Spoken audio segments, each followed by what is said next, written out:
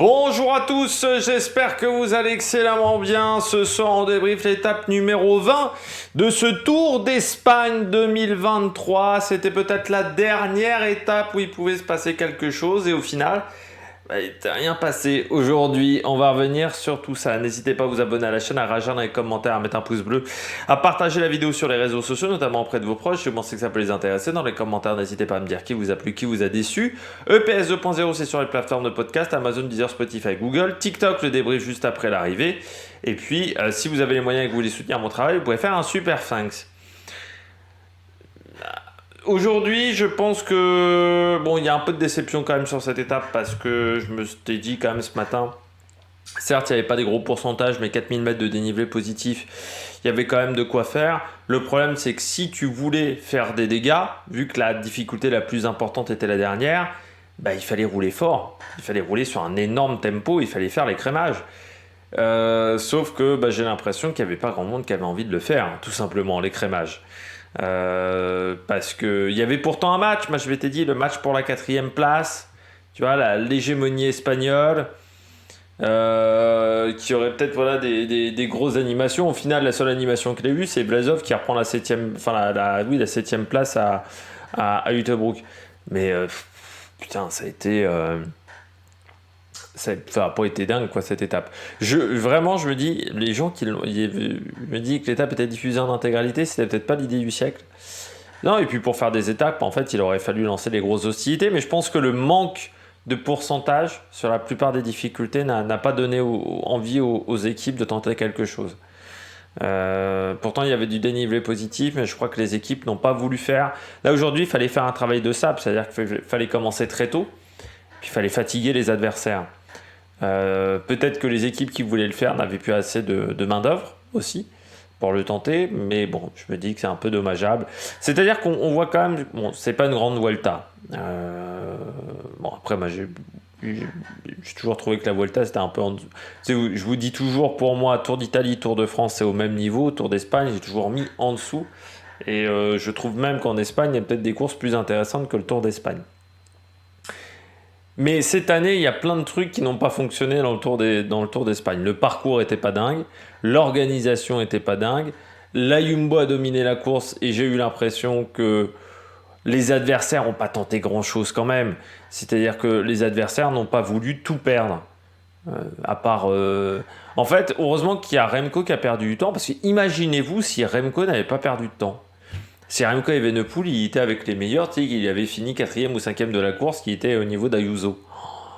Oh, ça aurait été l'horreur, dis donc. On se serait fait encore plus chier. Alors, heureusement qu'il y a eu Remco Evenepoel pour animer la course. Non, mais j'ai eu l'impression que la course était terminée mercredi, quoi. Alors, autant sur le Tour de France, on pouvait l'envisager cette année, autant là sur le Tour d'Espagne. Jeudi, je pensais qu'il y aurait de l'animation, il ne s'est rien passé. Là, samedi, pareil. Je m'étais dit peut-être que jeudi, les mecs, ils en ont gardé sous le pied pour samedi. En fait, non. Donc, c'est dommage qu'il n'y ait pas eu de tentative quand même. Voilà. Bon. Après, est-ce que c'est le système avec les points UCI qui fait que une 4e place, c'est quand même beaucoup de points UCI et c'est vrai que tout risquer pour aller chercher un podium et finir 15e ou 16e, perdre beaucoup de points. Mais bon, je me dis qu'il y a quand même certaines équipes qui ne sont pas à la recherche forcément d'un classement UCI, qui auraient pu tenter le coup, sauf qu'elles ne l'ont pas fait, donc c'est un peu dommageable. Note de l'étape, 5 sur 20. Pour tout vous dire, j'ai pas mis moins parce que le parcours était, je pense, pas suffisamment... pas très bien pensé... c'est pas qu'il n'était pas très bien pensé, c'est que je me disais qu'il y avait cette... Moi, je me mettais une petite chance qu'il n'y ait pas de spectacle. Alors, je me disais quand même pas à ce point-là. Je me disais, 4000 mètres, allez, de dénivelé positif, plus de 4000 mètres, il va peut-être se passer des choses. Au final, non. Et à part dans la dernière difficulté, je plains vraiment les gens qui ont regardé l'étape en intégralité. Parce que moi, pour tout vous dire, j'ai regardé les 35 derniers kilomètres. Enfin, vraiment attentivement, parce qu'après, avant, je regardais la qualif de la Formule 1, où j'ai pris plus de plaisir avec la qualif de la Formule 1 à Singapour. Donc, comme je regardais les deux en même temps, pour une fois que j'ai regardé une qualif de Formule 1 en direct, cette année, c'est pas arrivé souvent, surtout depuis quelques temps, avec le cyclisme, il y a des priorités, c'est pas toujours facile, un peu de la frustration parfois. Mais ouais, je plains vraiment les personnes qui ont regardé l'étape en intégralité parce que ça a dû être très dur aujourd'hui. Très très dur. Et donc, comme j'ai regardé la Formule 1, qu'en plus ça s'est un peu allongé dans le temps parce que Lance Stroll a défoncé les Tech Pro, forcément, j'ai pas regardé le rugby, donc voilà, j'aurai des matchs à rattraper lundi, mardi du côté du rugby. Bon, 5 sur 20 parce que vraiment, il y a pas grand-chose à se mettre sous la dent. On regarde tout de suite les coureurs au top. Attaque de Marlou! 3 coureurs au top, puis il y aura également 3 bonnets d'âne aujourd'hui. Les 3 coureurs au top, je commence avec Wout Poels. Il fait quand même pas de mauvaise saison cette année, Wout Poels. En parlant d'équipier qui a obtenu des résultats avec Sepp Kuss. Je crois que Sepp Kuss, ça date de 40... On m'a posé la question dans les commentaires, même avec Sepp Kuss. La dernière fois qu'un mec qui avait participé aux 3 grands tours avait gagné donc un de ces 3 grands tours, et je crois qu'il faut remonter à 47, 1947 ou 48, je sais plus quelle était la date précisément. Enfin, c'est impressionnant. Parce que j'ai regardé, dans ma tête, j'avais Roberto Heras qui avait fait plus de Giro que ça, mais en fait, il en a fait qu'un seul dans sa carrière, Heras. Heras, je sais qu'il avait fait deux fois top 5 sur le Tour de France et gagné après le Tour d'Espagne. Mais je pensais qu'il avait fait Giro Vuelta Tour peut-être une année. Non, il a fait qu'un Giro. Donc il n'y avait même pas Roberto Heras. Mais voilà, donc c'est pour vous dire quand même la performance de Sepp Kuss. Du côté de Wout Poels, c'est quand même un sacré coureur, Wout Poels, parce que donc vainqueur cette année à Saint-Gervais-Mont-Blanc. On remercie encore la réalisation d'Anthony Forestier ce jour-là. Mais c'est quand même un coureur qui a un beau petit palmarès, quoi. Pour un mec qui était quand même équipier chez Sky pendant 5 ans, c'est quand même un mec qui a remporté Liège-Bastogne-Liège, une étape du Tour de France, une étape du Tour d'Espagne désormais. C'est ses 2 premières victoires d'étape sur les grands tours, hein, qu'il a fallu attendre son 21e et son 22e grand tour pour qu'il gagne une étape. Vainqueur d'une étape du Dauphiné, d'une étape de Tirreno Adriatico, de 4 étapes sur le Tour de Grande-Bretagne, d'une étape sur le Tour de Pologne, d'une étape sur la Vuelta Ciclista al País Vasco, une étape sur Paris-Nice. Dans ces 23 victoires, il y a quand même beaucoup de World Tour, hein. Quand on regarde. Ça avait commencé par une étape sur le Tour de l'Ain en 2010. Il avait gagné devant qui en 2010? Il l'avait gagné devant Moncoutier, Thibaut Pinot et Zubeldia au sprint. Voilà, déjà, à l'époque. Ce qui montre un petit peu le talent. Non, c'est un très bon coureur, alors qu'il est de la génération Thibaut Pinot. Parce qu'il est plus tout jeune, hein, Wout Poels, il a 35, tu vois, même plus vieux que Thibaut Pinot, je dirais. Mais c'est un coureur qui est très intéressant, et puis je trouve que c'est un coureur qui se bat toujours. Il faut toujours s'en méfier dans une échappée. Il est quand même passé dans des grosses structures, hein, quand on regarde Bahreïn, Sky, Omega, Pharma Quick Step, Vacances Soleil aussi. Depuis qu'il est depuis 2009, il est que dans des grosses structures. Mais voilà, c'est un très bon coureur. Ça fait partie de cette génération, hein, de grimpeurs. Gezing, on avait eu Tendam, Mollema, cette très bonne génération néerlandaise en montagne, qui n'était pas mauvaise, mais qui n'a jamais vraiment confirmé au général des grandes courses, parce que lui, sur les grands tours, son meilleur classement général, c'est 6e sur le Tour d'Espagne 2020 et 6e sur le Tour d'Espagne 2017. Voilà. Et c'est les 2 seules fois où il a fait un top 10 dans sa carrière. Voilà, avec tous ces grands tours réalisés. 12e du Giro 2018 également. Mais voilà, c'est là où il a fait ses meilleurs perfs, c'est en Espagne, et puis maintenant il s'est transformé en baroudeur. Et puis là, il l'a bien joué avec Remco Evenepoel, parce qu'il avait vraiment des bonnes jambes. Je rappelle que il attaque à 2 reprises en dernière difficulté du jour. Il est suivi par Van Eetvelt. Ensuite, vous avez Remco Evenepoel et Pelayo Sanchez. Pelayo Sanchez attaque sur la fin de la montée, c'est lui qui revient en premier. Et ensuite, on a Remco Evenepoel. On se retrouve avec un groupe A5 avec Marc Solé. Et je trouve que Wout Poels, il a quand même eu de la chance qu'ils ont collaboré avec lui alors qu'il était vraiment en grande forme. Je pense il aurait peut-être fallu. Alors que Remco et Evenepoel collaborent, mais je me dis après, il est tombé aussi sur des coureurs. Pelayo, Sanchez, Van Velt, ils avaient jamais gagné à ce niveau-là. Mais Marc Soler aurait peut-être pu tenter un autre truc. Et non, Wout Poels, vraiment, voilà, il a été très très bon aujourd'hui, mais ça reste un super coureur, Wout Poels. Hein.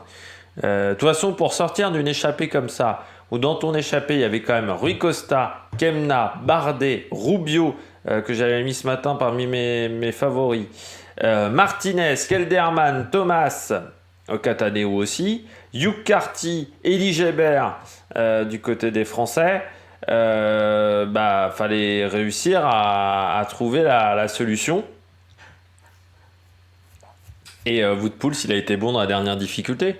Il a bien profité du travail de la Soudal Quick-Step. Et ouais. Mais faut saluer quand même le palmarès de Wout Poels parce que c'est un coureur qui n'est pas forcément hyper connu. Alors que voilà, quand on regarde ses victoires, il a vraiment des très bons résultats. Donc 2 victoires cette année, c'est quand même sur les 2 grands tours. Et puis il avait fini 6ème de l'UAE Tour, 9ème du Tour de Slovénie. Ça c'était avant le Tour de France. Voilà, et puis bon, il arrive toujours à avoir des résultats. Alors, il est très constant. Là, je regardais là, sur les différentes années en termes de résultats. Ouais, il est très constant sur les différentes années. On voit que depuis 2010, grosso modo, il arrive toujours à être présent dans, je dirais, alors cette année, c'est une belle année, hein, c'est peut-être même l'une de ses meilleures années, mais il arrive toujours à être présent, voilà, et ça, c'est très intéressant. Il a eu un frère, Norbert, mais qui n'a pas eu la même carrière que lui, voilà. 4e de la Flèche Ardennaise et 8e de la Route du Sud et 3e d'une étape du Tour de Loire-et-Cher. C'était plutôt un sprinter, Norbert Poels, qui a 40 ans, donc 5 ans plus vieux que Wout. On passe au deuxième coureur au top, c'est Pelayo Sanchez. Bon, on en avait déjà parlé, mais il fait quand même une belle Vuelta. C'est une belle 3e place, ça fait des points pour Burgos au niveau UCI, parce que c'est un petit peu compliqué. Bon, Pelayo Sanchez qui doit rejoindre une équipe World Tour. Là aujourd'hui, il a montré ses qualités de puncher face à des grands noms, hein, donc ça aussi c'est pas à négliger. Bon, après derrière, il tombe sur plus fort que lui, mais c'était sa 3e échappée sur cette Vuelta. Il a fait 190 km quasiment aujourd'hui. Il avait fait 106, donc on est à 340, petit 330 km d'échappée pendant cette Vuelta, donc c'est quand même vraiment pas à négliger. Et là, bon, il prend quand même 2 top 10. Donc ça, c'est très très bien de la part de Pelayo Sanchez. Et puis bon, ça va faire le plaisir d'une équipe World Tour l'année prochaine. Mais de la part du coureur espagnol, c'est vraiment une belle Vuelta. Et puis ça fait des points, encore une fois, pour Burgos. BH. C'est pas comme si cette équipe-là, en plus, en avait marqué beaucoup. Parce que c'est vrai qu'ils ont quand même été assez discrets. On a eu l'échappée de Fagundes. Mais José Manuel Diaz n'a pas fait grand-chose. Cyril Barth non plus. Mamiet Sebol a peut-être été plus discrète que d'habitude. Bon, Dani Navarro, il a pris une balle échappée. Mais c'est vrai qu'à 40 ans, c'est un peu compliqué. Okamika, il a tenté dans une échappée. Mais Jesus Esquerra, José Manuel Diaz, on les a pas vus. José Manuel Diaz, je sais même pas combien. Ouais, il doit être long en général. Hein. Ouais. C'est dommage parce que c'est un coureur, José Manuel Diaz, qui était très intéressant chez Delco.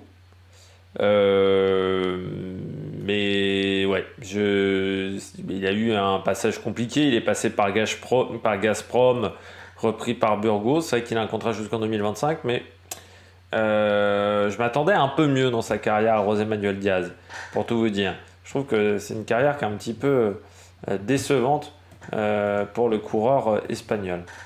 Bon, on passe au dernier coureur au top, c'est Remco. Il a tenté Remco, hein, comme Van Velt, comme d'autres. Mais Van Velt fait pas une mauvaise étape aussi aujourd'hui, hein, parce que c'est vrai que je parle pas toujours de l'équipe Lotto, mais bon, Van Velt a encore fait une belle étape. Il fait une belle Vuelta, hein, Van Velt. C'est très intéressant pour la suite parce que c'est un jeune coureur, 22 ans, premier grand tour, souvent à l'attaque, lui aussi, 3 top 10, pas mal, en prenant 4 échappées. C'est pas mal du tout, même.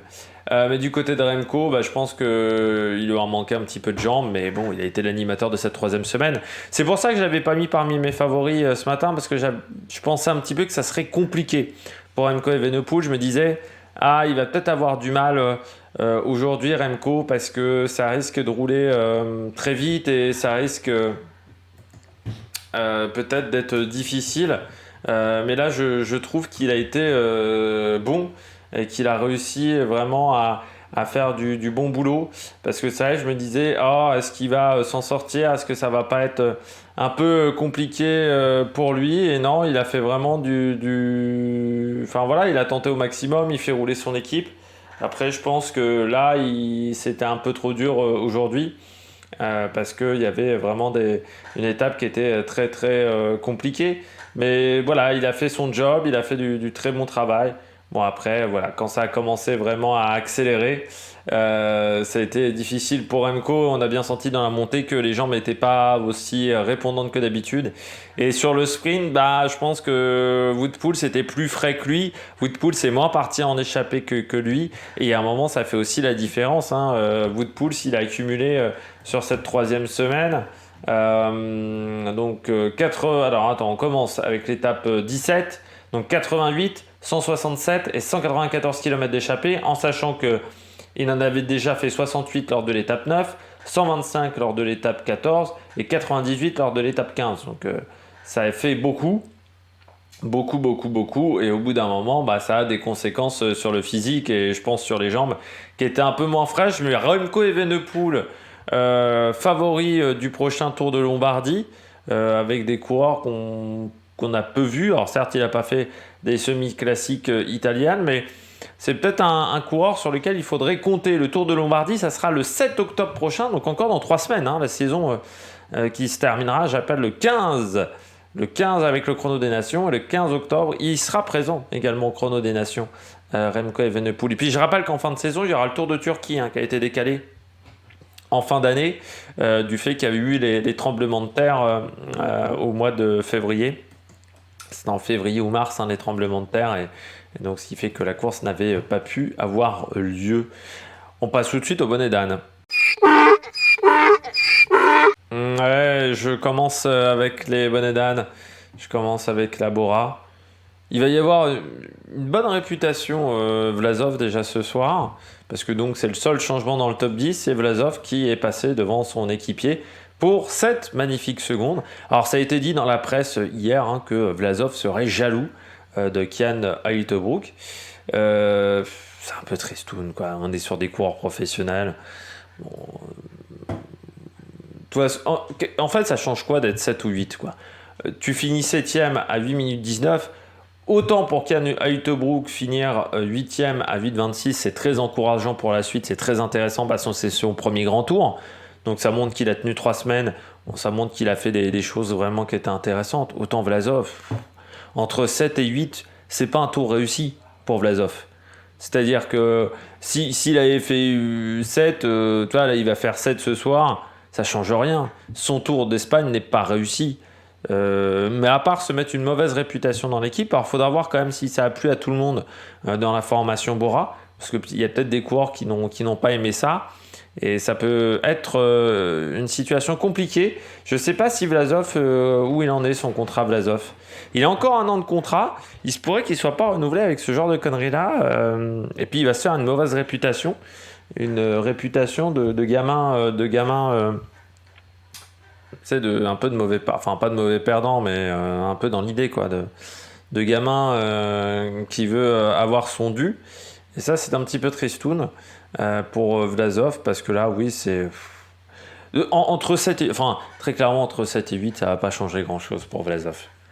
Autant Kian Uijtdebroek, tu vois, s'il finit tu vois, si ça avait été l'inverse, 7 ça aurait été un peu mieux que 8, mais la Vuelta de Vlasov, elle n'est pas réussie. Donc il n'a jamais été dans le coup véritablement en haute montagne. C'est-à-dire, dès qu'il y a eu de la montagne, il était distancé. Donc à partir de là, ça ne change rien à son bilan, quoi. Et ça ne change rien à son bilan de l'année, qui n'a pas été exceptionnel. Voilà, il abandonne sur le Tour d'Italie, il abandonne sur le Tour des Alpes, 9e de Tirreno, ce qui est vraiment pas dingue. Surtout que Tirreno, Cetano, c'était... Ah si, il y a eu quand même 2 étapes compliquées, mais ça s'est quand même souvent fini au sprint. Donc il aurait peut-être pu faire la différence. 5e du Tour de la Communauté de Valence. Et 2e de Burgos. Bon, c'est... Je vois pas l'intérêt, en fait. Quand tu vois aujourd'hui qu'il n'y a pas de grande manœuvre, bon, ça n'a aucun intérêt d'attaquer son équipier de cette manière-là. Donc j'ai du mal vraiment à comprendre. Voilà. Et je pense que la Bora, à un moment, ils auraient pu aussi dire ce matin, pacte de non-agression, on gèle les positions, parce que on n'est pas dans la situation où on joue la gagne d'un grand tour. On n'est pas dans la situation Sepp Kuss, Vingegaard, Roglic, où là, ils jouent la gagne, où j'avais dit, moi, c'est vrai que je trouve que c'est un peu gros.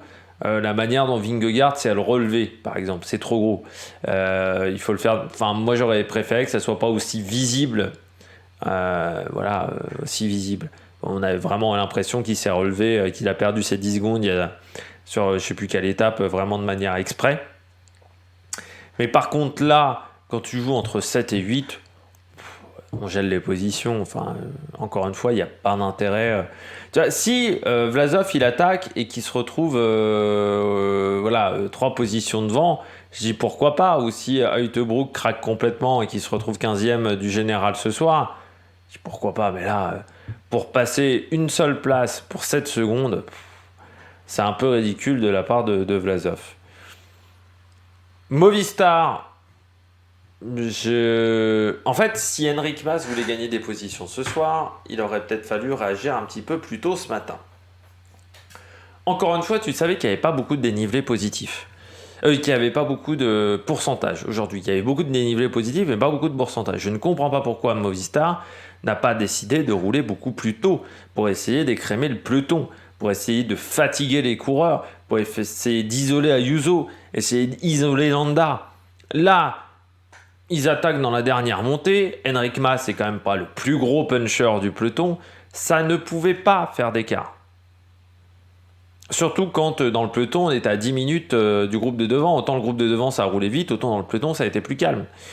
Donc je comprends pas l'idée de la part de Movistar de rouler aussi tardivement. Il y avait mieux à faire. Il y avait beaucoup mieux à faire du côté...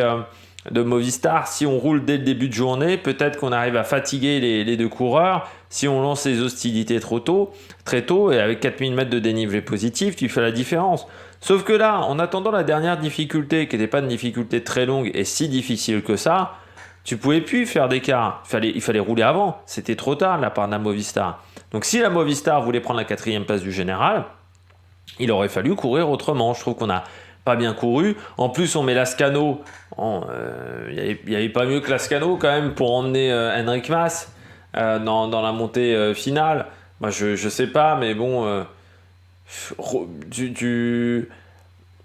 enfin, Lascano, ouais, encore. Rubio était dans l'échappée de devant. Oui, il n'y avait peut-être pas mieux. Mais je trouve ça, ouais, ils ont pas bien couru. Alors bon, il finit 6e du général. Enric Mas, lui aussi, c'est pas forcément une grande réussite. Cette Vuelta, il finit avec les mêmes écarts quasiment sur Ayuso Landa. Par contre, c'est vrai que ça a été notifié sur Twitter. Il y a le classement UCI par nation, qui est important pour les Jeux Olympiques, notamment cette année. Et là, l'Espagne va faire un bon carton plein en termes de points. Il faudrait se méfier du côté de l'équipe de France, parce qu'on rappelle que les quotas sont limités du côté du cyclisme, surtout qu'on essaie d'avoir les mêmes quotas chez les garçons que chez les filles. Et donc, ça peut mettre en difficulté l'équipe de France, le fait qu'il fasse 4, 5, 6 en termes de points UCI, parce que la France cette année n'en a pas marqué tant que ça de points UCI. Ça n'a pas été une réussite totale cette année 2023. Donc il faudra peut-être cravacher l'année prochaine du côté des Français si on veut des quotas supplémentaires du côté de la course des Jeux Olympiques, si on veut le quota maximum. Et puis je termine avec Hugh Carty. Bon. On n'en avait pas parlé les jours précédents, mais c'est vrai que Hugh Carty... Enfin là, il finit 23e du général de cette Vuelta, mais surtout, il prend la 20e place de l'étape. Dans une échappée comme ça, il finit quand même derrière des mecs. Il finit juste devant Gébert et Vandrame. Il finit derrière Barcelo, derrière Dorian Godon, derrière Vervaeke qui a roulé toute la journée, derrière Moniquet. Enfin bon, quand tu t'appelles Hugh Carty, ça va un peu gênant, je trouve. Hugh Carty, cette année, on l'a vu autour des Alpes. je me disais, ah bah tiens, Hugh Carty, Tour des Alpes qui est très bon. Je me dis, bah tiens, pour le Tour d'Italie, sauf que sur le Tour d'Italie, il est jamais dans le coup. Sur ce Tour d'Espagne, il est jamais dans le coup non plus. Et bon, bah, son année, au final, elle se résume avec une 8e place sur le Tirreno Adriatico et 15e place du Tour des Alpes et 6e au Trofeo Serra de Tramontana. C'est pas très bon quand même l'année de Hugh Carty. 59 jours de course aussi, seulement. J'ai envie de dire, à cette période de l'année, c'est assez rare quand même. Mais oui, ça a été très décevant, Hugh Carty, très décevant. Mais je pense qu'avec Hugh Carty, en fait, on s'est un peu enflammé de son Tour d'Espagne 2020, où il prend la 3e place. Parce qu'on a oublié que ce Tour d'Espagne-là, il était dans des conditions très particulières. Le fait est que déjà, c'était que 18 jours de course, qui s'est déroulé quand même à mi-chemin entre octobre et novembre. Ce qui fait qu'on a fini dans des conditions qui étaient très fraîches. Et j'ai l'impression que quand tu vois, par exemple, il est performant cette année sur le Tour des Alpes, c'est peut-être l'une des courses où on a eu le plus mauvais temps avec le Tour d'Italie. Alors après, sur le Tour d'Italie, bon, il n'a pas aussi bien performé. Mais j'ai l'impression qu'on s'est un peu emballé sur Hugh Carty, parce que depuis en fait cette 3e place, sur les grands tours, il n'a pas vraiment confirmé. Il fait 9e sur le Tour d'Italie 2022, mais il n'est pas dans le coup en haute montagne. Et 8e en 2021. Et abandon sur le Tour d'Espagne 2021, abandon sur le Giro 2023, 25e de la Vuelta 2022, donc il ne sera pas beaucoup mieux en 2023. Je crois qu'en fait on s'est un peu emballé avec Hugh Carty en oubliant que ce résultat était un petit peu différent. Donc ouais, ouais, c'est un peu dommageable, voilà, tout simplement, un peu dommageable pour le Britannique, parce que bon, bah, à 29 ans, je sais pas, je me dis qu'il a 29 ans, il est en fin de contrat avec EF. Est-ce qu'une World Tour, on va vraiment vouloir de Hugh Carty? Est-ce qu'on va surtout vraiment mettre un gros salaire sur Hugh Carty? Je suis pas sûr, pas si sûr que ça. C'est peut-être un peu. Ouais, c'est frustrant parce que c'est un mec qui, quand il arrive chez Cararural, je le trouvais très intéressant. Quand il arrive chez EF, il fait quand même des choses qui sont bien. Sauf que là, ça fait, bon voilà, depuis 2 ans, là, ces 2 dernières saisons chez EF, c'est vraiment pas dingue. Alors, est-ce qu'il va être renouvelé par EF? Sachant qu'ils n'ont pas forcément de gros leaders en montagne EF. Bah si, maintenant ils ont Carapaz, donc est-ce qu'ils ont les moyens? Après, Carapaz, cette année, ça a été le néant.